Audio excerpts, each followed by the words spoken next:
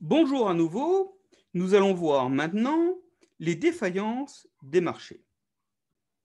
Ce que nous avons vu dans la dernière vidéo, ce sont des bonnes propriétés des marchés. Eh bien, tout cela, ça marche, comme on dit, en théorie. Et vous connaissez l'aphorisme de Pierre Desproges, c'est « Un jour, j'irai vivre en théorie, car en théorie, tout se passe bien ». Est-ce que, pour les marchés, tout se passe bien? Bien, dans beaucoup de cas, oui, ça se passe plutôt bien. Mais il y a des cas dans lesquels ça ne se passe pas bien et il est important pour nous de les connaître, de savoir les reconnaître et de savoir les analyser. Ces cas, c'est ce que l'on appelle justement les défaillances de marché.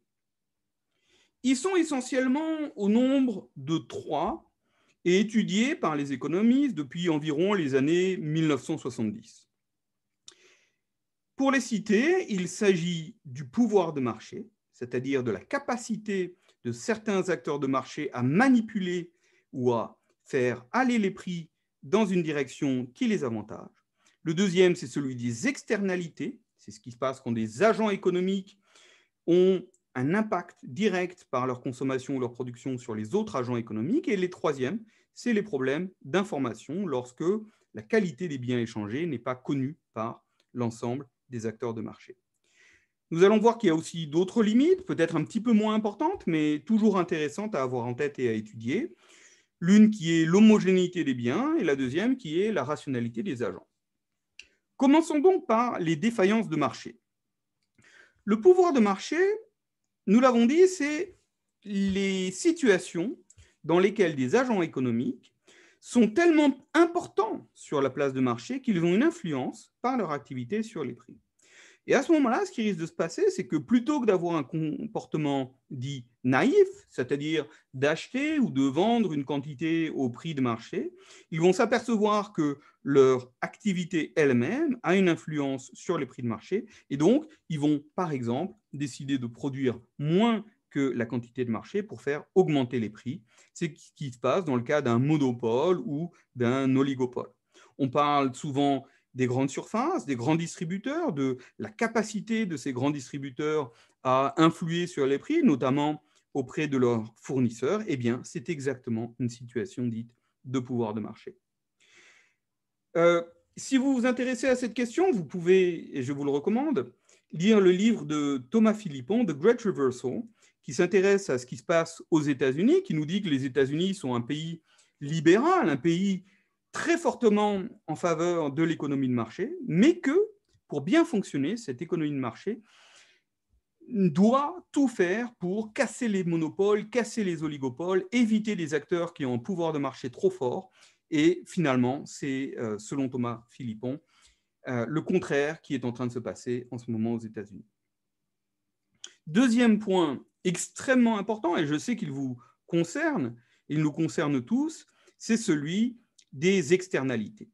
Les externalités, c'est ce qui se passe quand les activités de production et de consommation de certains acteurs ont une influence sur le bien-être des autres acteurs. Alors, on a des externalités positives, heureusement, il en existe. Si un apiculteur produit du miel, eh bien, il y a des abeilles qui vont pouvoir butiner et puis faire prospérer les vergers autour d'elles. C'est donc une externalité positive vers la production de fruits. Mais hélas, nous connaissons trop bien les situations d'externalité négatives, c'est-à-dire, par exemple, la pollution, le CO2, qui aboutit au réchauffement climatique. Eh bien, cela vient du fait que si on laisse le marché décider tout seul, sans le réguler, de sa production de CO2, on va avoir une surproduction de CO2, et c'est ce que l'on observe effectivement en ce moment, et plus généralement de gaz à effet de serre, qui peut avoir un effet négatif sur la planète et sur l'ensemble de la population. Troisième type de situation, c'est les problèmes liés à l'information. En fait, quand on achète un bien, on veut être à peu près assuré de la qualité de ce bien. Mais des fois, c'est très difficile. Lorsque vous achetez une voiture d'occasion, par exemple, vous ne savez pas si cette voiture est de bonne qualité, de mauvaise qualité, si elle a des problèmes mécaniques ou non, et le vendeur a peut-être plus d'informations sur la voiture que vous n'en avez vous-même. Eh bien, cela peut conduire à des cas où les transactions deviennent in fine impossibles. Donc, si vous achetez des biens de consommation courante, une baguette de pain par exemple, vous êtes bien informé, on va dire, de la qualité de ce bien, et donc il n'y a pas de souci à acheter le bien. Mais en revanche, pour d'autres situations, comme faire une réservation pour un hôtel loin de chez vous, eh bien là, vous êtes beaucoup moins bien informé. Et si on regarde un site comme TripAdvisor, le but est justement de répondre à ce problème informationnel et de permettre à l'ensemble des consommateurs d'avoir une bonne information sur les hôtels, les restaurants auxquels ils peuvent accéder et qui sont loin de chez eux, loin de leur base informationnelle. Je voudrais continuer donc avec deux autres questions que se posent les économistes, qui ne sont pas forcément ce qu'on appelle les défaillances de marché que nous venons de voir, mais cependant que ce sont des questions importantes. Une question, c'est celle de l'homogénéité des biens. Quand on dit « nous échangeons un bien », qu'est-ce qu'on veut dire échanger un bien? On suppose finalement que c'est un bien, l'eau par exemple, qui est connu, qui est à peu près le même si de l'eau a différentes qualités, on ne va pas utiliser la même eau pour toutes les consommations, pour tous les services. Eh bien, imaginons quand même que, voilà, on simplifie les choses, il n'y a pas de souci d'hétérogénéité de la qualité du bien. Maintenant, si vous réfléchissez à ce que c'est qu'une course en taxi, eh bien, une course en taxi, ce n'est pas seulement un nombre de kilomètres, ce n'est pas seulement un temps, c'est une course d'un point A à un point B à un moment donné.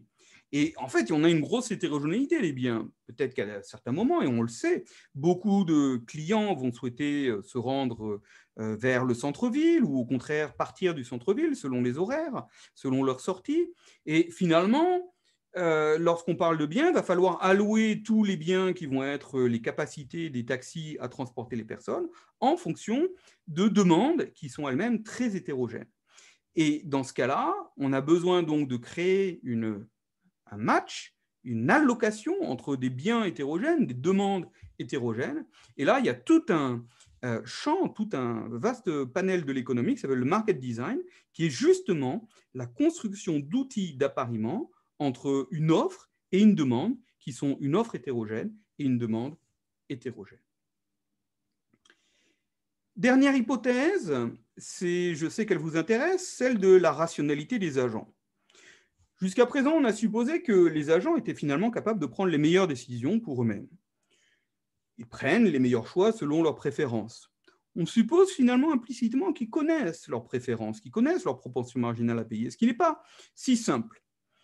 Eh bien, les sciences comportementales se sont intéressées au comportement réel des agents et ont observé des déviations, c'est-à-dire des différences entre le comportement réel et le comportement supposé, on dit de homo economicus, rationnel de l'agent. Donc même si le comportement rationnel de l'agent est une bonne première approximation, les sciences comportementales et cognitives nous renseignent beaucoup sur le comportement réel des agents. Et je vous invite à lire le livre très intéressant de Daniel Kahneman, Système 1, Système 2, où il fait part de ses travaux qui, justement, expliquent les biais comportementaux que nous avons tous tendance à avoir. Finalement, une question importante, c'est celle du rôle d'un économiste dans la société. Qu'est-ce que c'est que le rôle d'un économiste dans la société? Bien, finalement, très souvent, c'est de savoir ce que les marchés, ce que les systèmes d'allocation font bien, font mal, les raisons pour lesquelles cela fonctionne bien, cela fonctionne mal, et être capable d'apporter des réponses qui peuvent être en termes de taxes carbone, qui peuvent être en termes de réglementation, qui peuvent être en termes d'information du citoyen et du consommateur, qui peuvent être en termes de régulation des monopoles, des oligopoles. Et donc, ici, on a tout un champ où la science économique est utile en direction du bien commun. Je vous recommande très vivement l'ouvrage de Jean Tirole qui s'appelle « L'économie du bien commun » où il explique tout cela excellemment et bien mieux que je ne peux le faire moi-même. Sur ce, je vous remercie. Je vous donne rendez-vous en semaine 5. Et semaine prochaine, vous allez voir Jean-Baptiste Michaud pour parler de l'économie internationale. Merci de votre attention.